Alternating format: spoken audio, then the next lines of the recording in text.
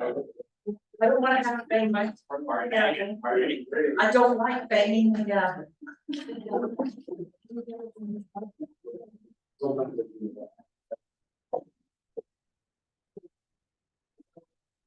Okay, so first thing is, let's see, we've done that, we've got our Q and A with Hold on, I was Ashley. reading Steve. What? Lucy, are you there?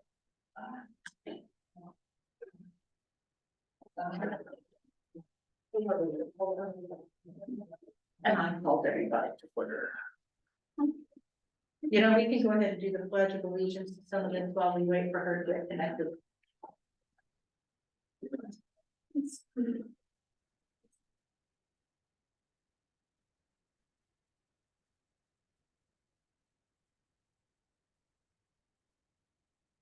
All right, let's just move on with the pledge of allegiance. I thought I heard him say something on. All right. Pledge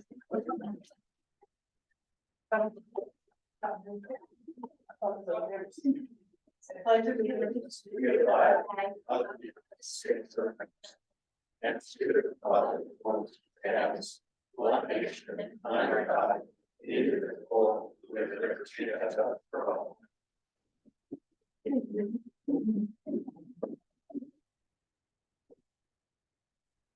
All right, I will check with, is she on now? She's on, But what? can you hear her? No? She can hear us. You may have the meeting hour muted. Okay, we're gonna go on with a conflict of interest, and Crystal, I will let her text you like we did with Marcy at the emergency meeting, if we can't get this working. So. April, any conflict of interest with anything on the agenda? Paul? No conflicts of interest. Jean, no. Marcy? No conflict. And what about April, what about, Misty? No problem. Okay. All right, so moving on to the consent agenda. On the consent agenda, we've got the reapproval of the minutes of November and December. Approval of the minutes from the two meetings in January, approval of checks and invoices, and approval of resolution R 2024-D appointing Paul Lilly as mayor pro tem with Misty Bayard as backup, should both the mayor and mayor pro tem be unavailable. So unless there are any objections, I will take a motion to approve the consent agenda. Motion to approve the consent agenda. Second. I will do a roll call vote since this involves money on the approval of the checks and invoices. So Marcy. Aye. Jean, yes. Paul. Yes. April. Misty.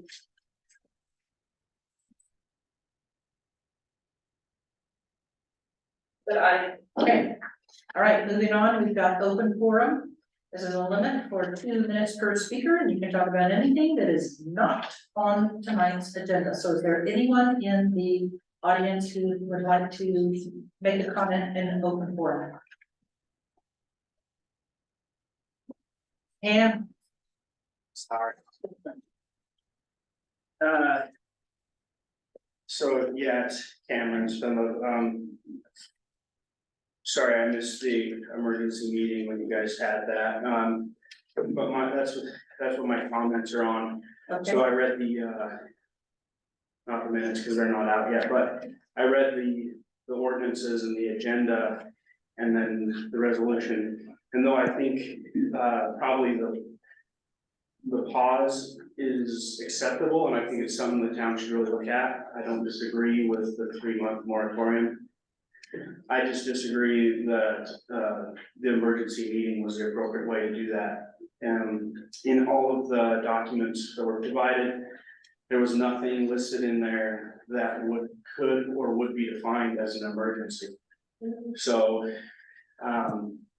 all of the reasoning in there has been known, it's common, there was nothing new. There's nothing that hadn't been discussed in the meetings already. So with the absence of any new or upcoming circumstance that was unforeseen, and required immediate action. I believe that the meeting was held improperly and that the vote was the passage of the moratorium was also improper. I think that the town should redo that moratorium in a proper manner with the proper notifications based on state law. Thanks. Thank you, Cameron. Anybody else have a comment for open forum?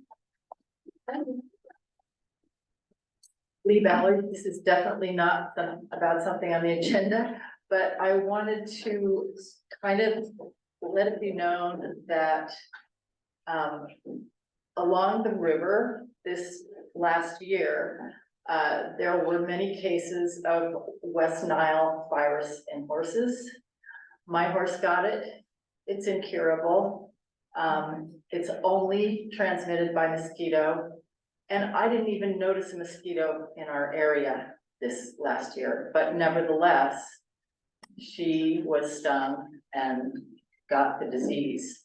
And the state, when it got reported to the state, they said, my vet told me that they said that there have been many cases along the Virgin River this past year, more than they've ever seen. So just to let you know. Thank you.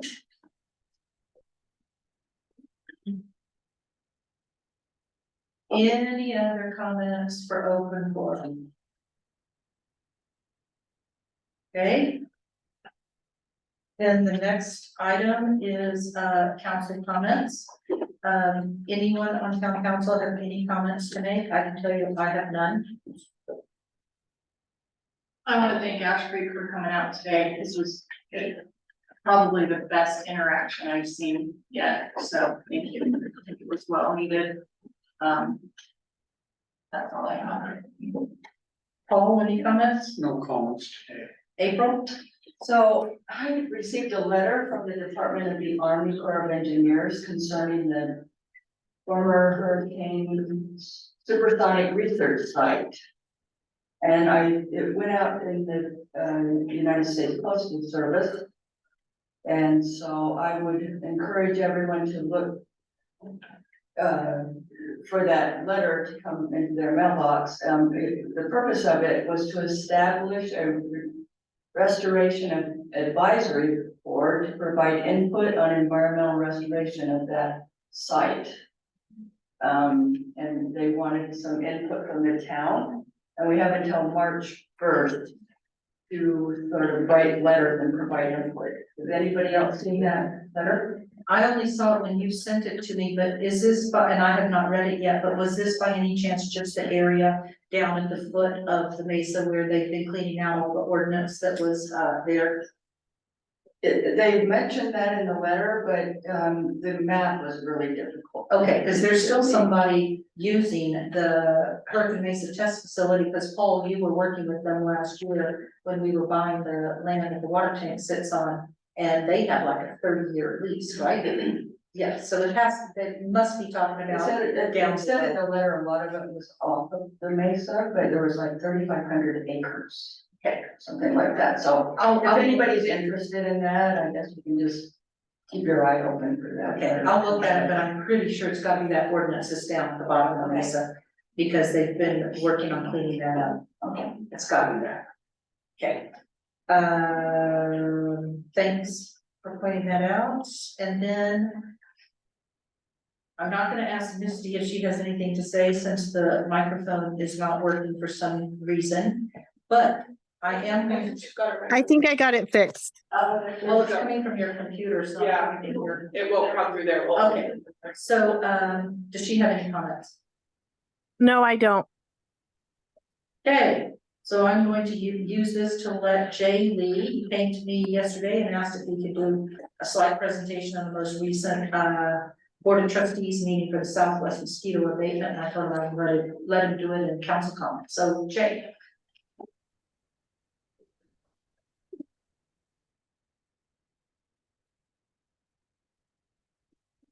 First of all, pardon me, you say you have a horse pick up. I have, yes. Yeah, I will let Sean know, because I know he always walks, nearly every month he walks the wash up here. never saw mosquitoes next year, so I don't know how it's, but yeah, it's. One thing he's found in Virgin is every time somebody complains about mosquitoes, he most of the time finds them in a horse trough.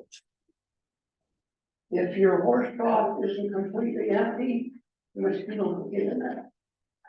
So anyway, there's a simple little tablet that you can get, put in there and take care of that. Oh. So call Sean and ask him about it. He can get you one or something else, so anyway, Do it because she was fully vaccinated. yeah, Okay. happened.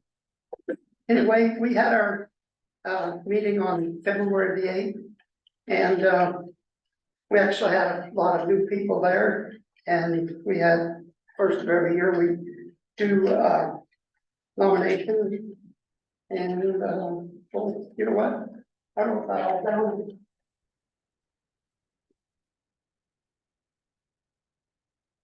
Okay, and Crystal gave me a coffee, and then he gave me that. Anyway, our chair is Jarrett Wade. He's from Santa Clara, and he's been the one for the last couple of years. Darren Prince from Laverkin is a vice chair, and he's new on our board. Secretary clerk is Todd Sands, and he's wasn't there, so he got nominated again for that position. If you don't show up, you're gonna get nominated for something, and our treasurer usually comes from the county, and they didn't have anybody yet, so Karen Knopfstiger is going to fill in that. We had our minutes approved, and this should be in all of his packet.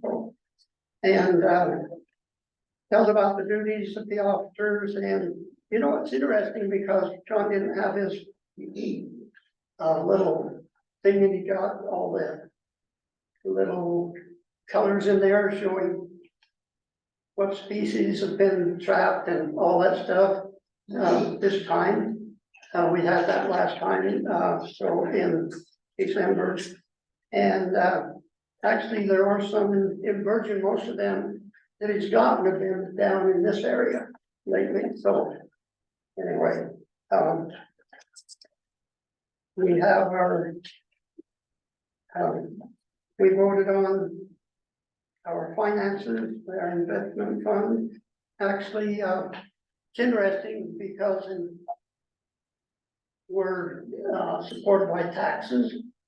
So you have on the books, you're spending all this money ahead of time, but then all of a sudden, December comes after tax time, and all of a sudden you have all these taxes come in, and you have all this extra money.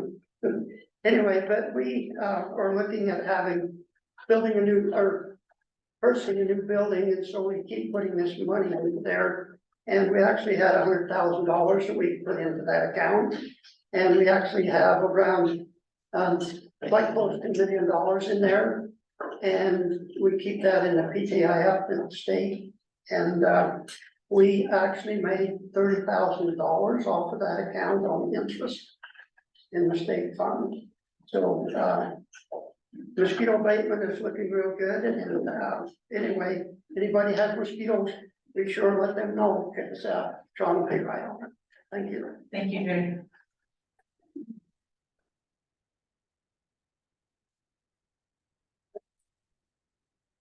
All right, so the next item on the agenda is to go to hold a public hearing.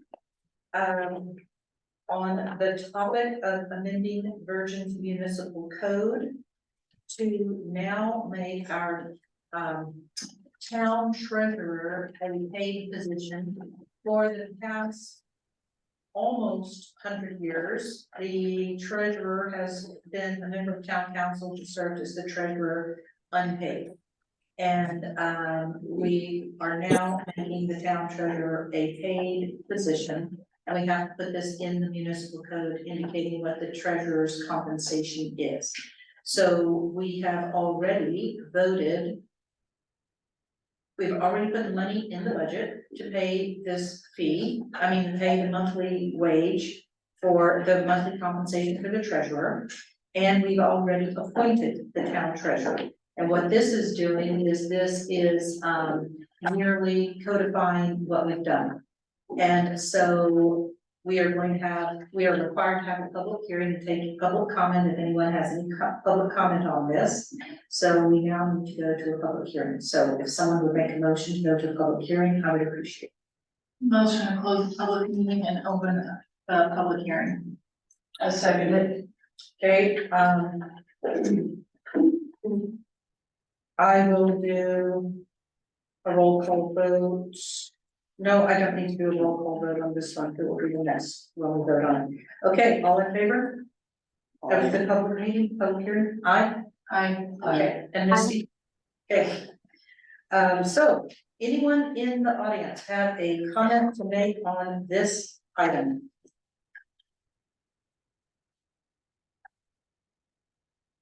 No public comment. Okay, I will now take a motion to close the public hearing. Motion to close the public hearing and reopen the public meeting. Second. All in favor? Aye. Right. So before we get to actually voting on this item that we just had the public hearing on, I have on the agenda that we are going to have a presentation by Steve Meismer of the Virgin River Program. And Kevin, are you gonna be saying anything also? If I need to, but. Okay. Do the main vote. Okay, so Kevin Bunnell, is that how you pronounce your last name? Funnel. Bunnell of the Utah Division of Wildlife Resources is also here if he needs to make a comment, and I see that Jeff Brady-Bond, who's the superintendent of Zion National Park, is also here. So Steve is going to present on the wound fin project that the Virgin River Program is starting. So Steve, what do you want to tell us? Well, first of all, thank you, Mayor and Council and residents that you're here for my presentation. Thank you for showing up. I appreciate that. As I mentioned, I'm with the Virgin River Program. Our program has been here in Washington County working now for about 22 years. We haven't had a whole lot of presence, frankly, up in this area because we have good conditions with the river and the fish that we have up here. And so what we're looking to do, and this has been many years in the making, as the water district, and I work out of the water district, my office is there. One of the concerns that they've had over the years is how do we deal with Hot Tempered Hot Springs or River Hot Springs with its mineralized water? Is there a way that we could potentially desalinate it, utilize it for people?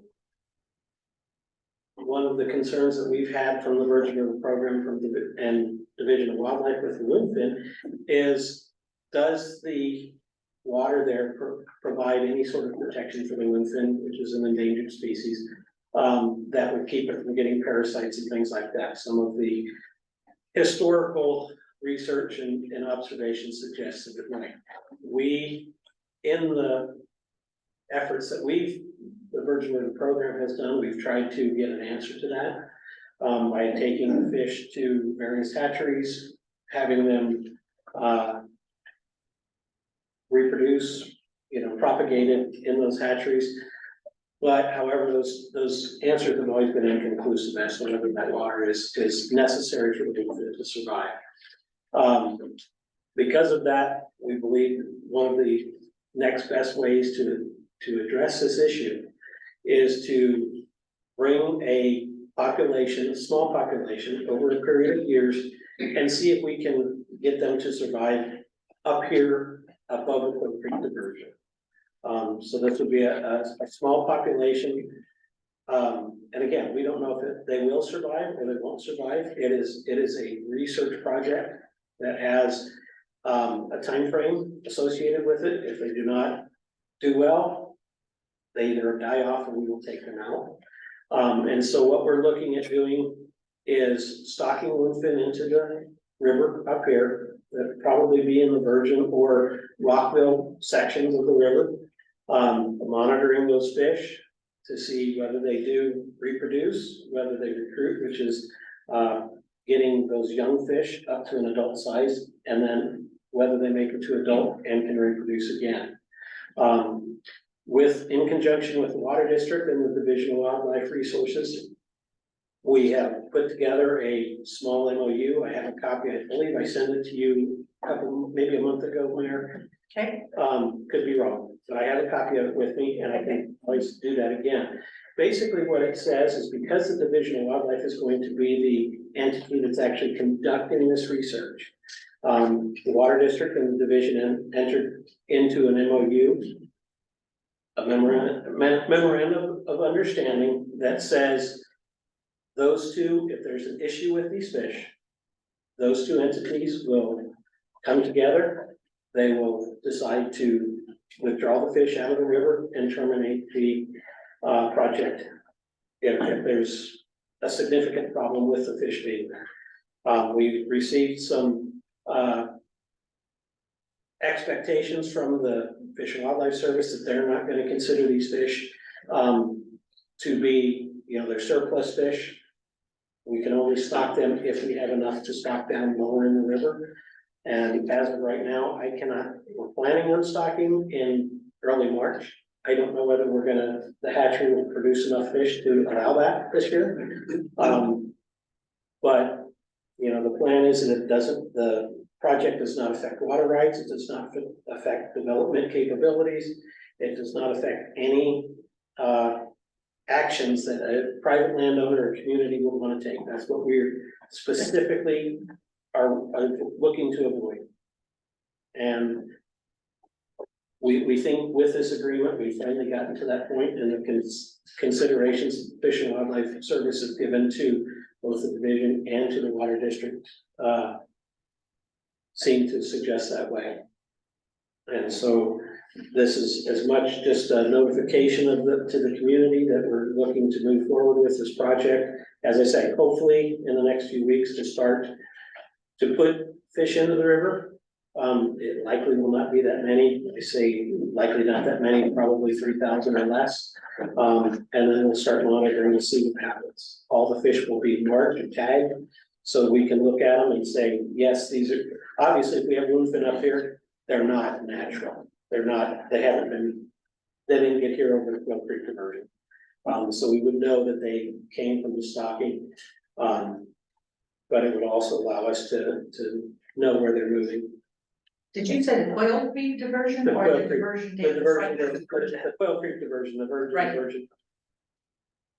Okay, just so you know, I have a letter of support, where you had asked for a letter of support a month ago, but I don't have an MOU. Okay, that was a different letter of support I was asking for. Okay, I did not have the MOU. Okay. I figured this was something different. Yeah, it is something different. I have it, as I say, I can give you a copy or I can email a copy, however you feel that would be best. So All right, sorry, continue on if you have more to say. I have nothing more to say unless there's questions from anyone. So Anyone in the audience with a question about this project? I was curious where they would be released at. they would be, we don't have an exact location. One of the things with the bluefin is they like sandy substrates. So we've released them somewhere, in an area with sandy substrates. Obviously we're coming in, the way we have our stocking set up typically for the lower river is we're gonna get older. We have fish that are basically 2 years old. They're coming up. They have to be big enough so that they can reproduce, which is about 55 millimeters old. 6.5 millimeters. And so they would go into the river somewhere where we felt the habitat was correct. But that's also one of the questions that we do have with survival potential up here is that you look at the lower river down the Hurricane on downstream, the St. George oftentimes it's a little bit more graded. It's broken up into smaller little tributaries as it goes along. We don't see a whole lot of that up here. And that also leaves the question of whether or not they'll reproduce. And do we have enough sand up here in this section of the river to support them? But what we're really after is trying to see, this is the closest water source we have, it doesn't have the mineralization from the hot. And so, we've tried, as I mentioned, we put them into various hatchery facilities. So if you have a hatchery facility, you have oftentimes filtering the water. That water filtration changes what's in the water. And so it's not gonna be the same as you go on. So putting them up here gives us a kind of the next closest meeting to see if it is possible. But we don't have a determined location where we're going to release it. What kind of, is this the one thing Yeah, we've been, the one that we've had here on? we've never had bluefin up here. Bluefin do not come up here. You know, we have, up here, we have spine bass, flannel sucker, desert sucker, and speckled bass. So what's that gonna do to the names? Species that we have here, when you're using a new species. That's a very good question. It should, on the scale of dominance, if you will, the bluefin is kind of like the little sister of all the fishes. The suckers one, they get a lot bigger. The spine they could potentially get, but there's really likely not gonna be a whole lot of interaction between those species. I've had them in tanks and those four species interact with them. Years ago, I took to my scouts that North Korea, there used to be all kinds of fish. And I took them over to one of the ponds there, where you could see all kinds of fish. And the only thing in that, and every other pond we found was crawdads. And another thing that you're gonna have a problem up here is raccoons. Yeah. They love to eat fish. They do, and we've noted that, crawdads are a problem on some of our other fish. We haven't necessarily seen them in our sampling impacting bluefin, but certainly spiny bass, you know, we've seen a lot of that on the Santa Fe River particularly, as it's, you know, get low water in the summer, and we isolate a lot of the fish and pools, and the crawdads will sit there and pick them off, and you'll see injuries to these fish over time. And so that's certainly one of the things we see. Obviously, we've got raccoons a lot throughout the system. But what we're really looking at is the water quality and the mineralization, and will they persist? Because one of the things that we've seen with we've been in a lot of other in laboratory studies, is they'll get a parasite colony, basically gives them a kind of a fuzzy appearance on their gills, things of that nature, and doesn't allow them to breathe. It's triggered by the threat a lot of times. And so we're trying to basically kind of see, will these fish survive? If that is possible, that means there's potentially more options for desalinating the hospital down the road, potentially using that water in different manner. But that's really what, in many cases, that's what's driving it. And as the version of the program, our goals are twofold: to help this species here within the Virgin River Basin, while at the same time working to help ensure that water development can still continue to move. So this is, in many cases, a study that could benefit us in both ways. So that's why we're looking at it here and moving forward with that. Yes, sir. Is there a protocol for the public if they find egg carcasses? Realistically, we're talking about a fish that doesn't get very big. And the raccoons and Mother Nature will typically take care of a lot of those. If you do happen to find one, you just give me a call, give the Division of Wildlife a call, you know, because obviously that's something we'd be very interested in. But in my experience, you know, 20 plus years here in Washington County, as well as a number of years in other locations, little fish like this don't stick around. And if it's the middle of summer where we see most of our fish losses, they're gone and nothing flat. There's really not much left. Any other questions? All right. I would like a memorandum of understanding. You said you have a copy I do. here. I do not, so if you will give me that, I would appreciate it. What I'm gonna give you here, Mayor, is everything that led into this memorandum of understanding. So there's a couple letters from the water district, or a letter from the water district, one from the Fish and Wildlife Service, and our. Okay, thank you so much, Steve. Thank you. You guys do not have to hang around for the rest of our meeting. Oh, thank you for your approval. Okay, thank you. Not that I wasn't interested. Yeah, okay. Thank you.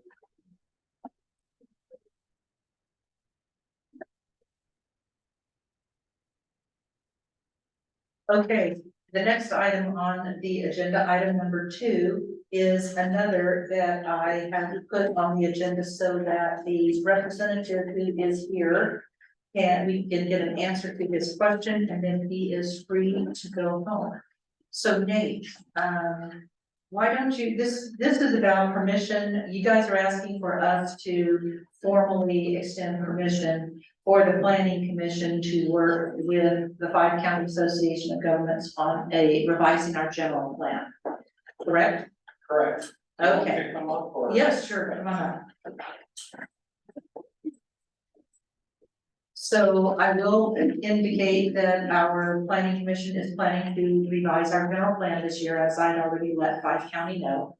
And we have talked about sending out an RFP to a consultant to do a general plan, but we need to get started ASAP and we cannot wait for that.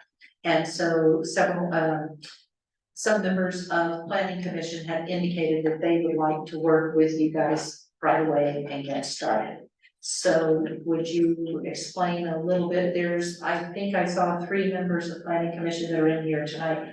At least 2 for sure. Raise your hands, I don't know who you are. Oh, Darlene was here.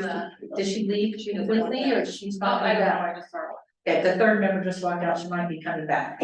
But explain please to them what you will do for the planning commission. Okay, yes, so to start out, there's no cost. Actually, the state legislature last year approved funding for 5 County Association of Governments and all of the other association of governments across the state to provide planning services such as writing general plans for smaller cities and towns across the state. What they found when they were looking at what gaps were lacking in the planning world was small towns and cities have a hard time coming up, in general, have a hard time coming up with a budget to keep up their general plans. And so they gave the AOGs, money, Association of Governments, for those who don't know what AOG is, funding to provide this planning service. I won't be the planner providing that service. Kevin Smedley is the person we hired to provide that planning service to the towns. He's just finishing up 5 others and is looking to start another 5, and we're hoping that Virgin would be one of those. We started out with the oldest plans, the ones that haven't been updated in quite a while. And so we're getting down to the next 5, and so yeah, generally the planning process starts with the city council giving the planning commission the okay to go forward with the process, and then we can start working with you. We can start the process, we can start gathering data and analyzing the data and working with the town council, and just like any other planning process, eventually having public forums, surveys, whatever is best for this town. Kevin Smedley, the person that's going to be doing the planning, he's actually spent most of his career doing long range planning and has a vast knowledge of how to do it well and to make it your own rather than out of a box type product. So if you want me to go in more about what a general plan is, the purpose, but No, I was just about to text Darlene and find out where she went. Was she planning to come back? Cause at the work meeting that we had last Thursday, the new chairman of the planning commission indicated that she wanted to work with 5 County to get going. And Kent, you were there, but you didn't really indicate, I didn't see you indicate whether or not you wanted to get going with, Pike County on this. And then Valerie, you're here tonight, and Darlene walked out, I'm sure Darlene would want to get started. I'm sure he would. So what is your thought? Kent, ready to go? Our consensus is Consensus? to get going on it as fast and as soon as possible. So we're on board. Okay. Please, please, please, please, please. Thank you, Valerie. I imagine Darlene would probably echo that if she were here. So you want to say something, Paul? I assume council can ask questions, so. Hi, Nate. Yeah, I think you answered one of the questions, which was, these are not cookie cutter plans, and that's what I see a lot of times. They're not. He will develop a plan uniquely to Virgin and Virgin's needs. Yeah, sometimes that happens a lot when you work with a consultant, they have a format, they get it done really quick. Yes. You know, that doesn't work for everybody, it works with some people, but our goal here is to really, to try to make it Virgin's plan and not a copy of Santa Clara's plan. And the services you provide is holding the public forums, gathering the data, helping the planning and zoning commission put together everything they need to do so, and writing the plan. Yes. Okay. So, and it depends what you want, and speaking with Kevin on the last round, some of the planning commissions wanted to be more hands-on, some of them didn't. But part of that process is working very closely with the planning commission. Oh, I'm sure our planning commission will be hands-on. No one most of the members. The one thing at our work session, the town attorney had suggested, and it was to utilize 5 counties, because then you get the cost break on it, and then spending what money we have left, some money to digitize it. Because I assume what you're providing is a written general plan.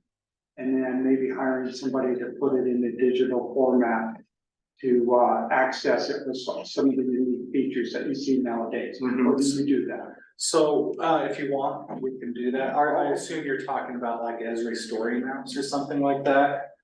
So if you want to do that, you just tell Kevin and I can help him through that process.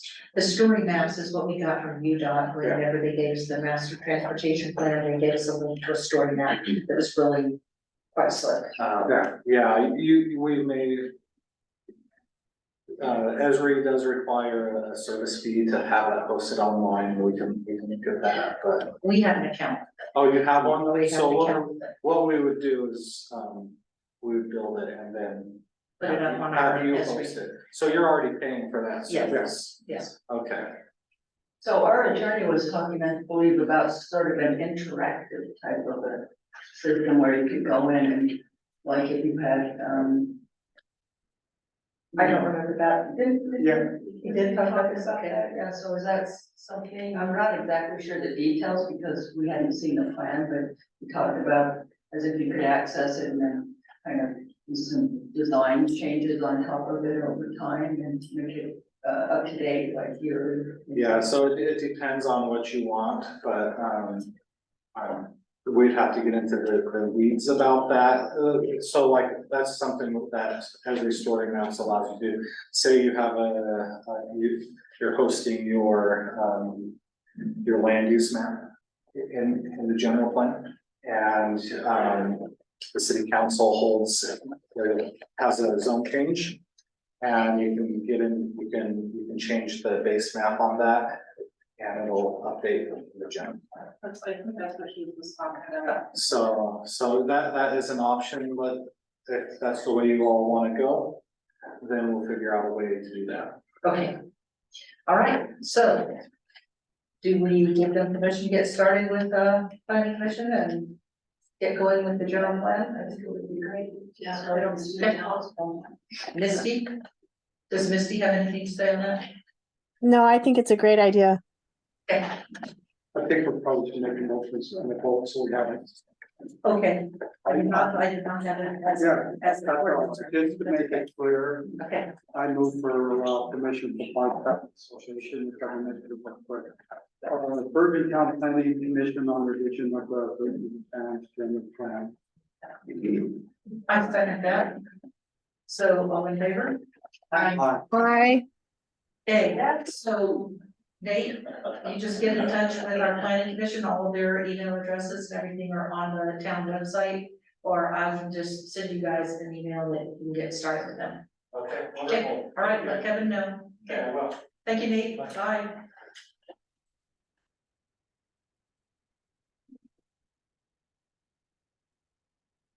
Okay, item number 3.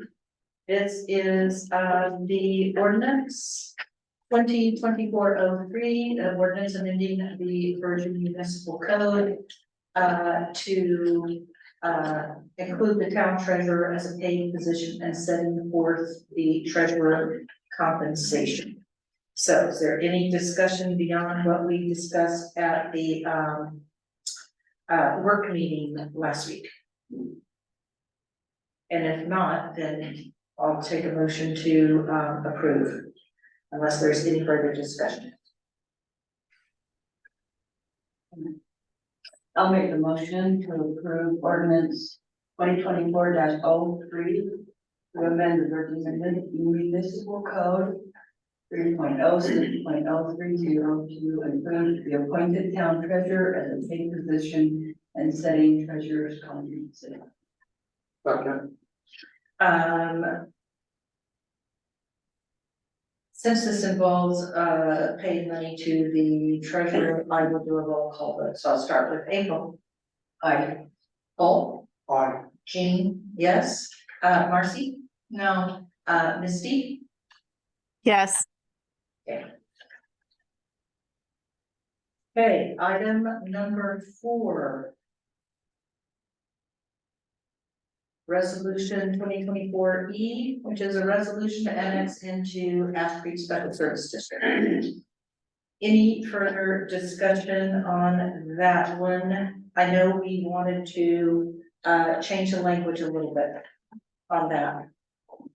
That you've been discussed. You had proposed that last week. yeah. Okay.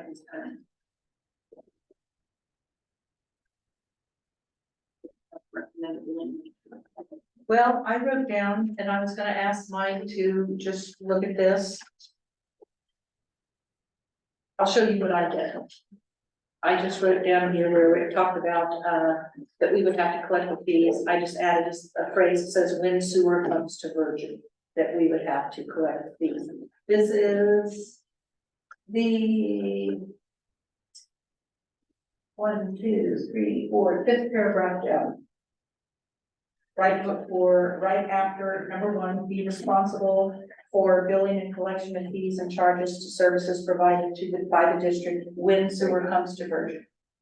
If we were to add that phrase in this resolution. You might. Yep. I think if you wanted to approve with that condition, that's fine, I'll take it at my word that way. Okay, But I do think from our discussion, in that specific language, be responsible for billing and collection of fees and charges for services provided by the district. I think that captures it actually. When no service is provided, no billing is required. until those services are provided, no billing is Correct. required. I guess I feel like that language is already Okay. intrinsic in the statement there, that as a process of annexation doesn't of a necessity say Ash Creek is providing services in the town. So then, after all this long discussion we had for this past hour when you were here, Correct. We can you change are it. providing services as the body politic. Those billings go directly to those subdivisions and or units. Yes. And so the billing would be something that we could talk about for those individuals, whether that's something Ash Creek does individually, or if that's something that the city can help us with. But what we were just trying to be very clear is that with this language in here about billing and collection of fees and charges, that we are not gonna start charging people right now for a No. service that we're not receiving. That was my understanding, that there was fear that that would be Yes. some sort of a backdoor. Yes, But like I said, that's not the case. The only case where fees would be charged would be on, like, let's say, a new subdivision with a new community septic where we're operating as body politic. And the town may not be able to, maybe, hey, instead of the town, maybe we're teaming with whoever is providing water, or maybe we're billing directly, but. The reason that language is in there, as I described earlier, was that was the original agreement between the three cities. But even with our agreement here, I don't think without services, there will be nothing billed to people who are not receiving services. And I think that was part of the concern, correct. was that people would all of a sudden receive the bill without access or use of services, and that is not correct. Okay.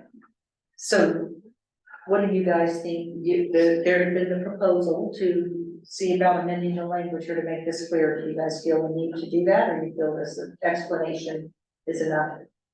So maybe we could just put in the future or something like that.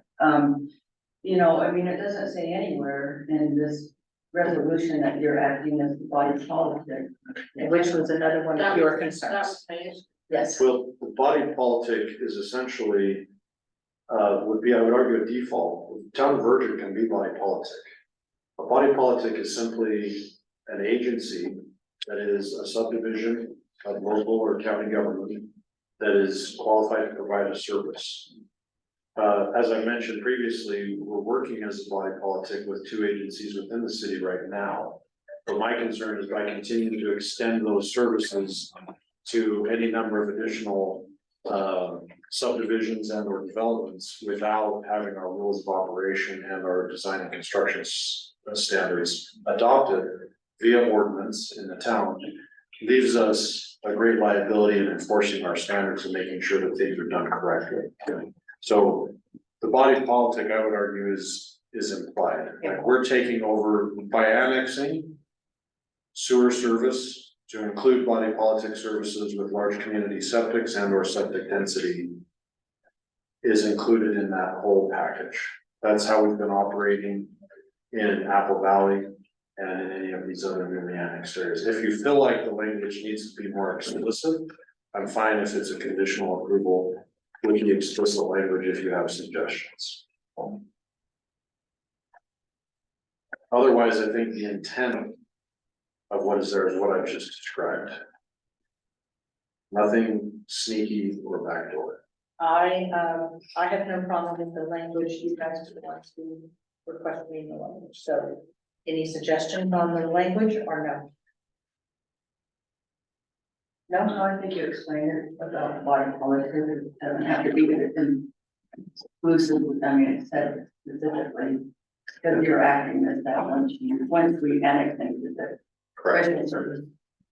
Okay, is any further discussion?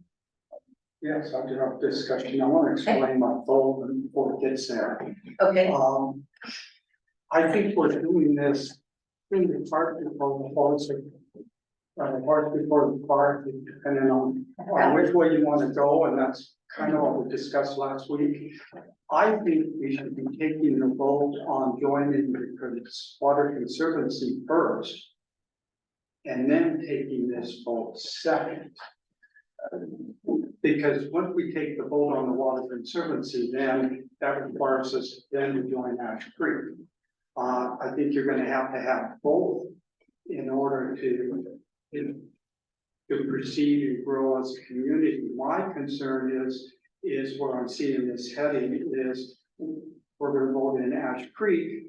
And then we may turn down the Water Conservancy, which I think if you do that would be a big mistake. I think you're better off to, what I would love to do, and I'm gonna channel a little bit of Ronald Reagan here, is do away with unfunded mandates, which seem to be coming away from the state, from the county, from the Water Quality Bureau to get sewer here.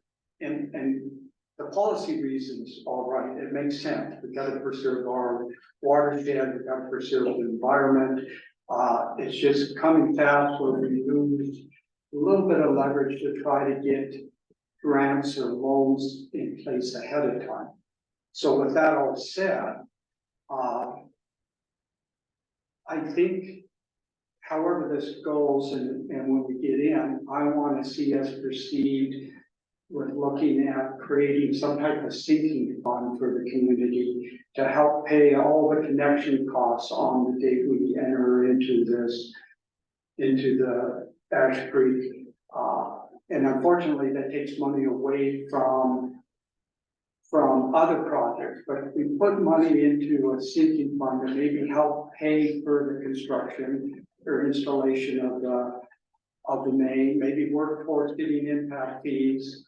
And then also use that, if we can get impact fees and grants to pay for the installation of the infrastructure, we can use the sinking fund to pay for the connection costs. So all the residents that are here now, when they have to connect, they won't be paying the connection fund because we put the money away for those individuals. So that way the existing homeowners aren't burdened with the cost of putting in this sewer system when it finally gets here. And maybe if there's enough money in that sinking fund, it can do no interest or low cost loans. But the problem with that, is to channel Ronald Reagan, is the 9 most terrifying words in the English language is, I'm from the government and I'm here to help. And so my concern is when people talk, well, sewer isn't going to be here with 6 to 10 years. You're relying on us not changing our mind in 2 years, in 4 years. So once this gets passed, I'm going to push hard that we get that sinking fund in place and we do what we need to do. But I'm going to vote no because I'm willing to change my vote when the time comes, but I want to see what the vote is on your Water Conservancy first. Okay. And so I'm voting no because I think the Water Conservancy should go first, and I know a motion to table is going to fail. Okay. All right. So I will merely say that I think we need to join Ash Creek, whether we join the Water Conservancy District or not. That's my thought. And if we go ahead and create a sinking fund, we can. There's nothing stopping us from creating such a fund, but I do think that this is way years ahead before we would even get to any sewer infrastructure being installed, but as you say, who knows what's gonna happen 2 or 4 years from now. So that's my reply, that's my reply. Yeah, I agree with the mayor. I think we need to move forward with this because we have these large developments that have already been in place. And if there were some kind of catastrophic event with some of these large underground wastewater disposal systems that we currently have, then we need to be set up to take care of that. And maybe have to provide a sewer system earlier than we suppose, and it's all about protecting the environment as far as I'm concerned, so. Go and vote, yes. All right, so then go ahead and make a motion if you would.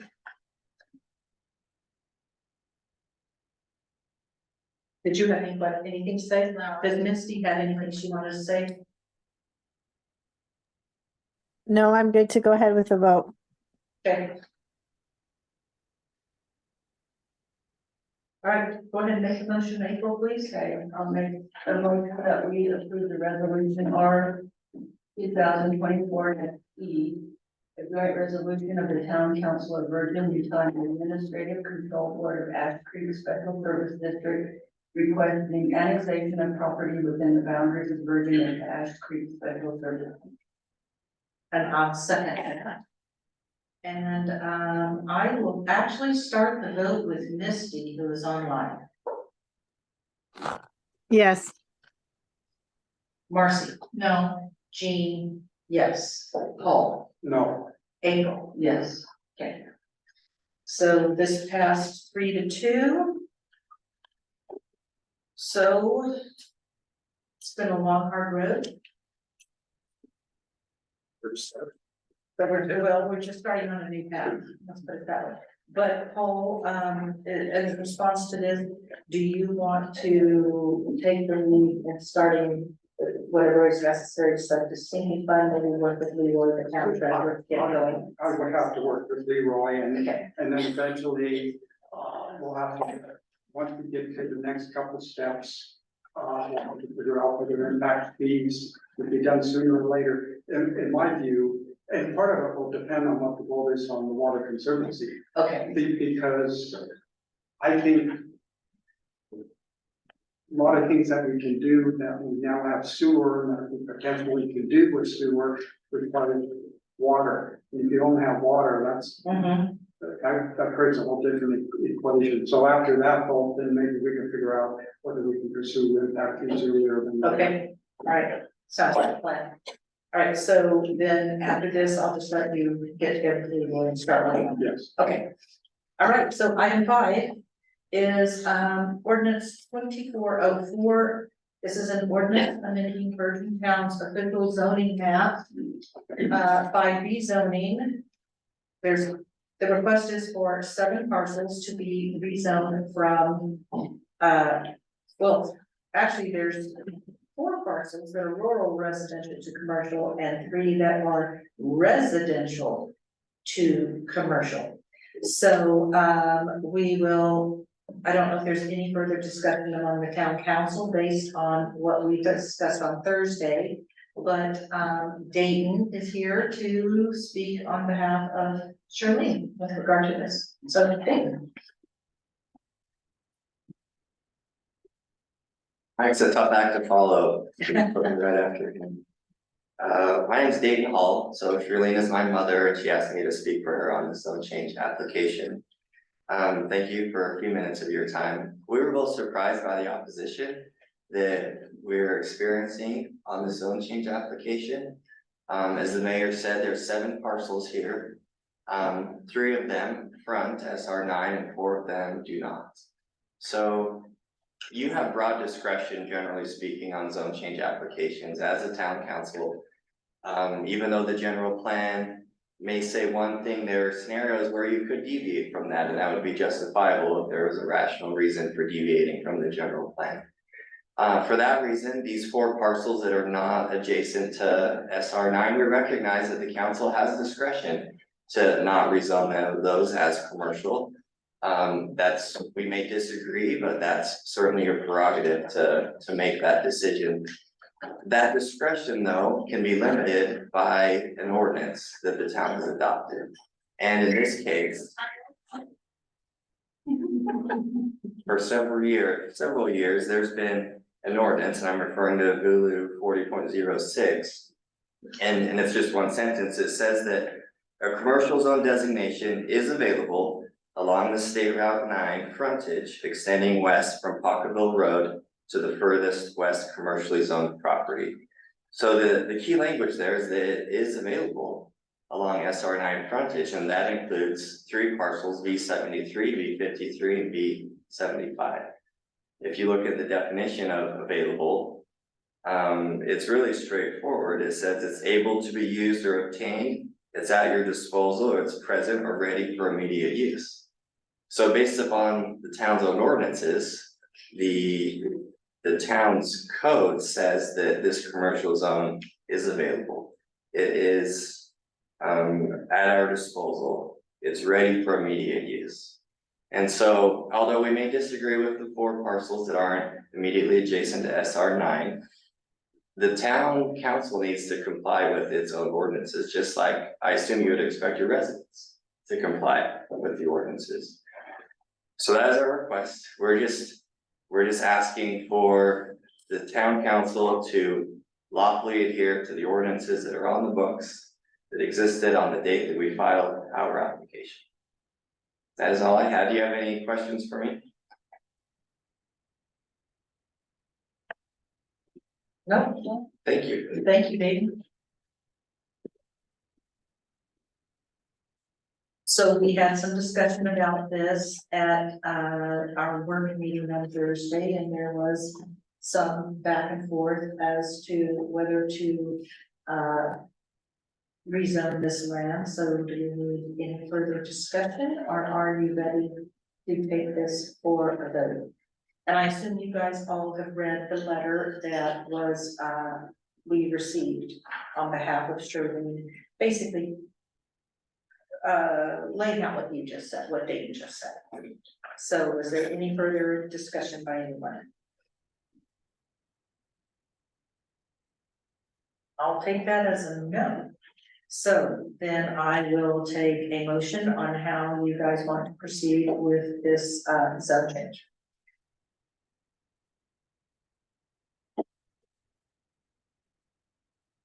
I tell you what, I'll make a motion. Is Misty listening?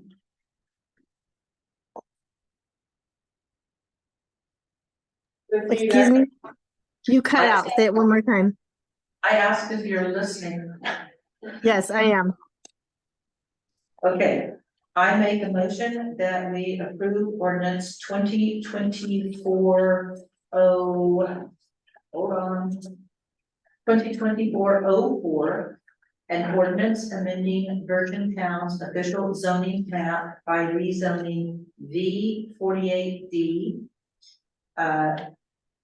V53. Hold on, let me look at the map. Yeah, that's why I stopped. That's why I stopped. I make a motion that we approve ordinance 2024-04. And that we rezone parcels V73, V53, V75 to commercial. And parcels V72B, V74, V49A, and V49D remain as currently zoned.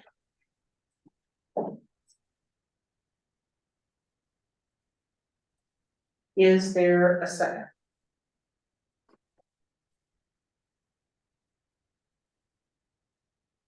No. Second. Oh. Okay. Thank you, Misty. I wasn't sure if you were really listening. It takes a little to okay, sorry, I didn't realize it was quite that delay, that long a delay. All right, then I will call for a vote and I will start with April. So did you understand which ones I was referring to, the zone commercial, and which ones remain as they are? Okay, so April. No. Paul. I'm gonna give my reasons before I vote. Okay, that's fine. I think they're wrong on their interpretation of that, of our ordinances. We do require a geographic requirement at step one, but you still have to go through step two, which is this hearing, or else you wouldn't need to apply. Just by the fact that we make you eligible, doesn't mean you're entitled to that zone change. So in this particular case, I'm not in favor of the zone change. I'm not going to be consistent with all my votes on the 2 years I've been on this town council. I think the problem we have with our town ordinance, and hopefully we'll get that changed now that we have a new council and a new planning commission, is that we have one commercial zone that fits all. So all sizes fit one, and that commercial zone is inappropriate next to residential area. I think we need another commercial light zone that you could put as a buffer and put that in next to residential areas. And I'm hoping that we can get that in soon. So that is an option to individuals that are building and want commercial, but it's near residential areas. I think the intensity of the uses of the commercial zone as written now with gas station, hotels, short-term rentals are incompatible with the character of the surrounding neighborhood. And also the land is slated for residential use, and it's taking away some residential use that would make it contrary to our general plan. So my vote is no.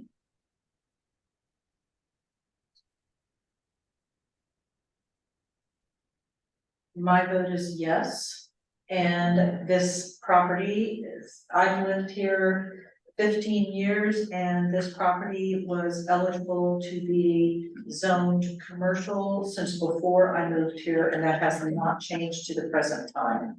And I think this is from the time I moved here and we were discussing this walkable commercial zone that, was envisioned when the general plan was done quite some time ago, not the current general plan for that. It was envisioned to have that specific area from Pocketville Road going, maybe over to where Red Coyote is, to be commercial, a walkable commercial zone, and this is right there, it's part of it. And, I vote yes because we've anticipated this happening for more than 20 years. And I agree that some of the uses in the zone have been added since that general plan 20 years ago. That were not envisioned at the time this was laid out as this walkable, commercial zone, but it's still eligible and has been eligible for 20 years, so I vote yes. Marcy? No. Misty? I agree with Paul as well as Jean. We do have some work we need to do on this commercial zone. However, this property has been on the general plan to be commercial. So my vote is yes, but I really want to get started on our commercial separation with the C1, C2, and C3. And I see that planning and zoning has already begun that, and I think we're headed in the right direction. So yes, my vote is yes.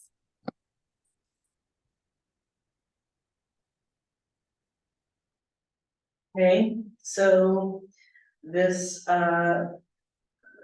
rezone was denied on a vote of 3-2. You're welcome to come back and apply a second time after they, second commercial zone comes from planning commission and is approved by town council. Yes, they, I believe the motion to approve failed, and so, that's what I said. right, there wasn't a motion to deny. Oh, Would the council entertain a 6-month tabling of this while you worked on your commercial, code? We would be open to that. I would. I move that, we table this matter for 6 months, in order to develop, a light commercial zoning or whatever we name it. And then the applicant at that point can decide whether we proceed further or not. If that's a good Second. I think that's a great suggestion. Misty, did I just hear you second? Yeah. Okay. Yes, ma'am. Okay. We'll take a vote again. This time I will start with April, like last time. Yes. Paul? Aye. Jean, yes. Martin? Yes. Misty? Yes. Okay. Okay.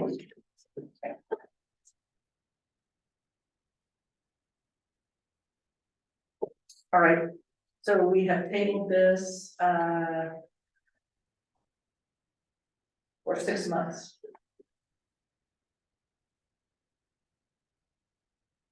So that way you do not have to reapply for rezone, you don't have to pay the fee again, we just bring it back up for another vote. Either 6 months from now, or if this amendment to the commercial zone comes up sooner than 6 months, then we could potentially go for this, bring it up then, but we would let you know that we want to bring it up for another vote. It would have to go to planning and zoning also. Well, okay, all right. But I'm saying that we may get this resolved before 6 months. Okay. Okay, so this moves us on to the last item on the agenda tonight, which is item 6. And item 6 is ordinance. An ordinance rescinding ordinance 2312 that had amended Virgin Towns official zoning map by rezoning parcel B -2 -1 -21 -2342 from rural residential to commercial. Did you bring the map up there, Crystal? I don't know. Yes, okay. So before we talk, Mr. Not remember your name again. Ray. No worries. Thank you for letting me have a few minutes to speak. Do want to bring up a few things. I believe that you have a letter from me. I hope you've had a chance to read it. I'm not going to rehash the letter. I believe I've given you plenty of time to read it. I would indicate that we do have a strong position for takings if this has changed. And that as far as the town council goes and the people that are in support of this ordinance, I think the question is does the town really want to be looking at multiple hundreds of thousands of dollars of liability? I think that is something that the town should take into consideration. I would also note that my client has begun improvements on the property.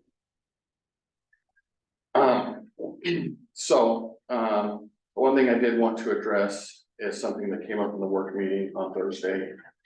Mr. Keith Snow, the town attorney, gave some advice regarding whether somebody should recuse themselves or not. He advised that statements that could be seen as directing planning and zoning on what to do or which way a council member would vote could be an indication of a need to recuse oneself.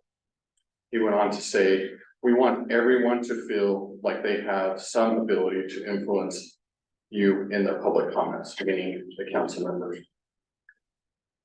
At that meeting, Councilwoman McKeon stated that she, quote, I listened to the recording and honestly didn't say anything about that. I listened to the recording and I honestly didn't say anything negative about the project. I made some factual statements, and so I don't think that anything I said is considered something that has to happen. As I will outline below, that comment, Councilwoman McKeon indicates further bias, given the fact that you reviewed it and didn't see the bias that you had. So at the December 13th Planning and Zoning meeting, Councilwoman McKeon stated, I would just like to say that I agree with Lauren, meaning a prior citizen that had just spoken.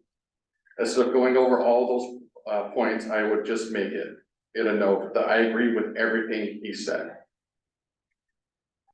Lauren Campbell stated in his statement that he was opposed to the property being commercial. Claimed that it was spot zoning. He quoted the case Pullman, which I have provided in the letter that I have given to you, which I believe is a mischaracterization of Pullman. He went on to say that the town can be discriminated, the town can have a claim of discrimination against them if they went to zone commercial, and made the slippery slope argument that somehow a sexually oriented business would be placed there. And he closed his comments with urging the Planning and Zoning Commission to reject the request for a rezone. Again, Councilman McKeon, you stated that you agreed with everything he said. In those comments, you went on to state that there was some issues with UDOT standards and access to the property. And then you stated, so knowing that there is no clear access point to this property, why would planning and zoning entertain or even accept this change? That's not planning, that's just zoning. Again, that isn't a factual statement, that is indicating essentially how planning and zoning should do their job. And then you went on to state, we should be planning before we change our zoning. You closed your statements by saying that you had concerns And that, quote, I would think that the council would take that into consideration and not approve this zone change. At this time, you were a councilwoman-elect with this very thing possibly before you. So returning to what Mr. Snell stated, he advised that a person should recuse themselves. It's appropriate to recuse oneself when you're indicating to planning and zoning, you're directing them on how they should do it or indication how the council would vote.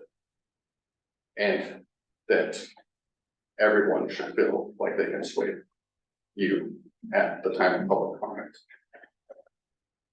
This is even more concerning given how this ordinance came about. We have Councilman Lowe who requested at that in the December council meeting to have the commercial zoning table to allow new council members to vote on it. Given the fact that it was public knowledge on how Councilwoman McKeon would vote, that shows that this is passed. This would be arbitrary and capricious based on bias. Unless the council members have any other questions, I'm happy to sit down. Any questions? Yeah, yes, I do. Yes. Mr. Raymond, you've indicated that you've already started improvements on the property. When did they start? They started today. Okay, today, and what's the nature of the improvement so far? There was some, I can have my client come up and give the specific nature of those. I believe there was some clearing of some of the property to begin access to the property. Okay, and have you applied for any other permits since, not including the zone change, but any other permits since? No, there have been no building permits or any other permits. Okay, thank you. So that's access off of SR9 then? No, I believe.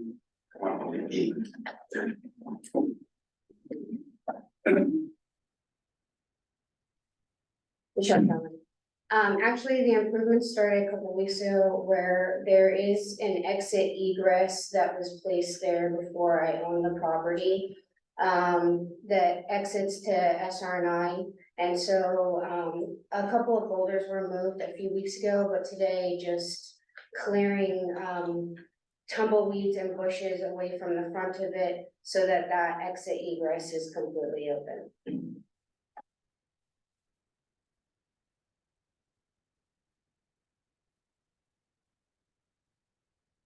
Yeah, I saw them. I noticed the other day, I said, oh, there's been more. I didn't notice. I noticed the change. And there's a signpost or something up to like. What kind of sign?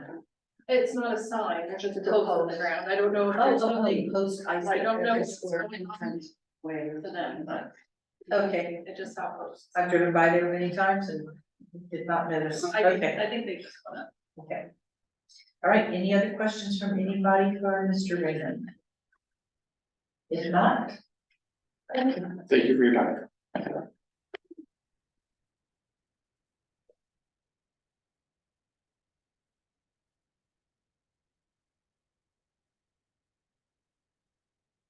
All right, any further discussion among the town council members? If there is no discussion, I will accept a motion. I will move for approval of ordinance 2024-05 to rescind ordinance number 2023-12. Okay, I was gonna say, I'll just amend the motion that the ordinance number, I know we have it as 05 on the agenda, but because 04 did not, that one failed, that we should re-number this as 04.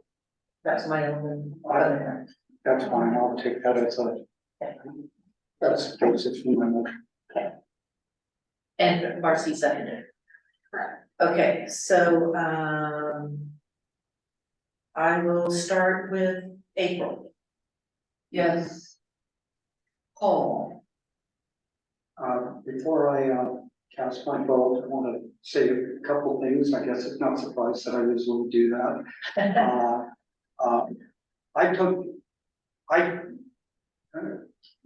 In response to the spot zoning, I don't think it was spot zoning.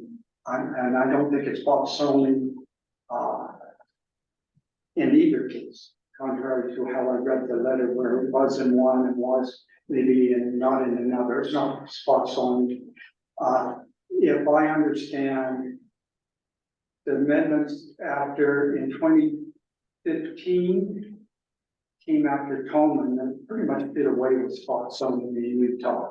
If I understand those amendments correctly, I think that's the effect of it. So really, size and the number of property owners don't make a difference in districts. I did take a look at the Oki case, and I disagree with your statement that the conclusion you reached, that case pretty much dicta, it's pertaining to contracts and deeds.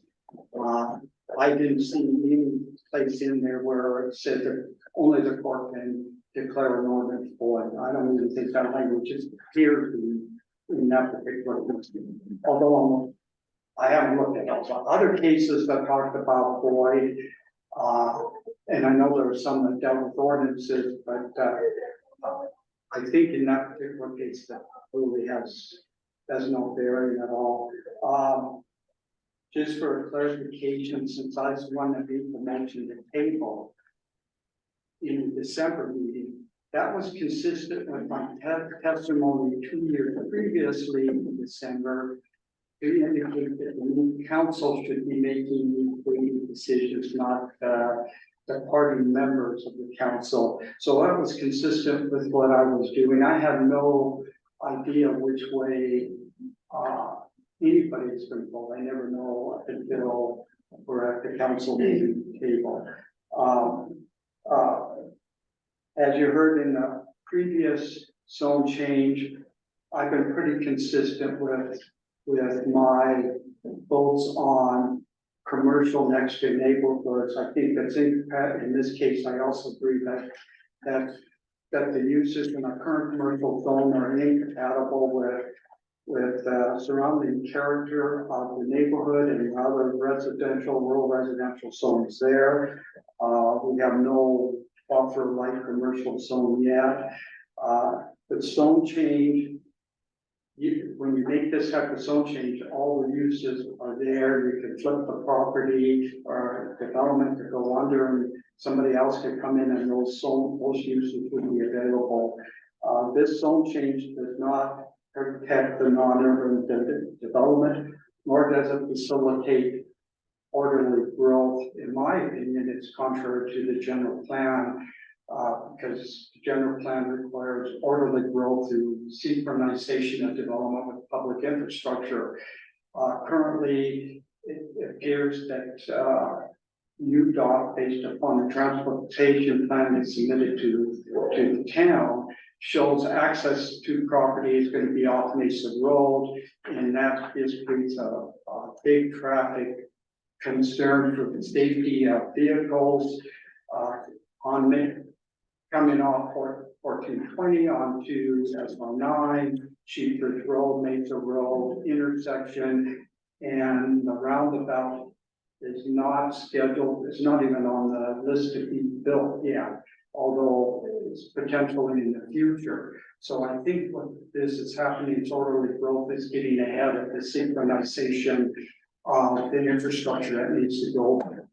Also, it's contrary to the general plan in that it will eliminate land identified and designated for residential housing sites, contrary to chapter 6 of the general plan, and then of course any reduction of housing sites exacerbates the lack of affordable housing in our community. So I'm going to vote yes.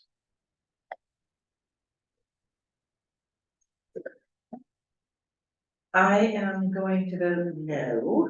I know you guys are really surprised to hear that.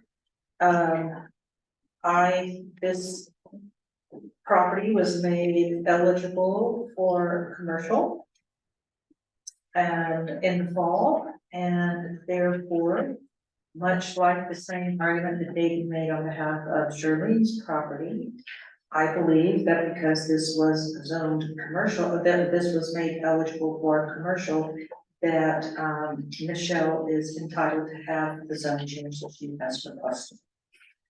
I understand your all the concerns that you just laid out, but I just believe that that area is going to be developed, fully developed as commercial in the next few years. That's my personal opinion. It may not happen, but I think it will. And then her commercial use would be right in line with all the other commercial uses that I think are coming for that intersection. So in any event, I vote no on this ordinance. Marcy, I vote yes. Misty, I vote no.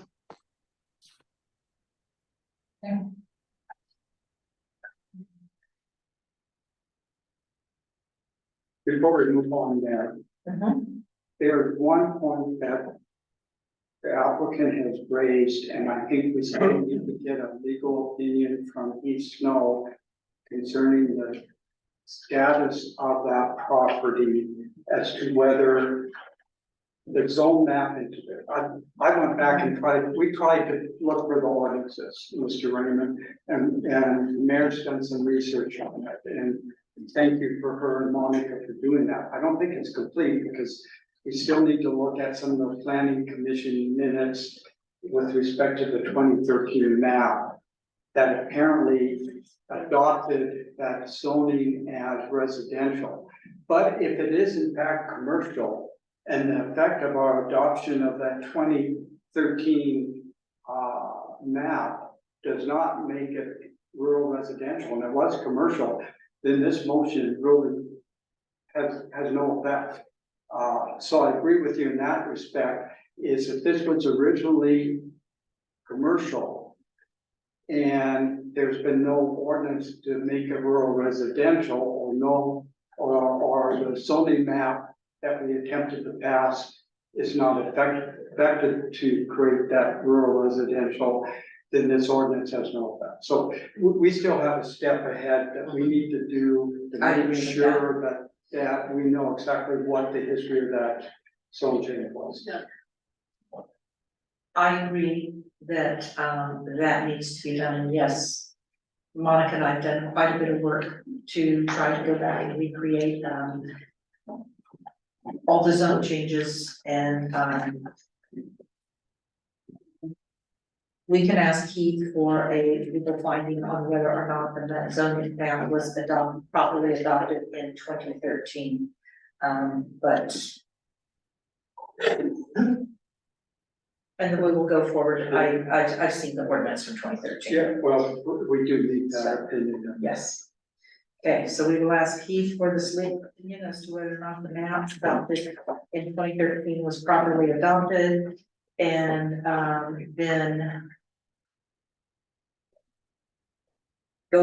if not, go forward with creating a new zoning map for all the subjects.